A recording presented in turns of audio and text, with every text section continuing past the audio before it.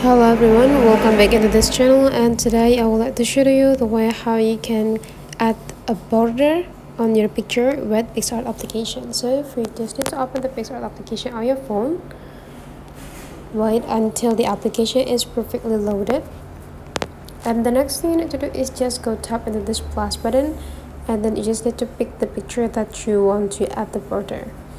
Here, let me add the picture first. So I picked this picture to add the border in, and you just need to take a look on this button feature. Just swipe into the left side, and that could be a border option. So there will be a border, so you just need to tap it. The next thing you need to do is just go adjusting the thickness of the border. If you want to get the thickness of the white one is quite bigger, you just need to pick the inner side here, drag it into the right side into the specific area that you want. While the order, it could be a black. If you want to custom for other color, it's also possible.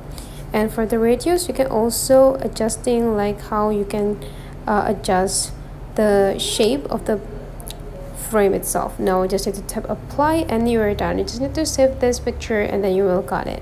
So that's for today's tutorial. Hopefully you enjoy, and let's meet again into other tutorial.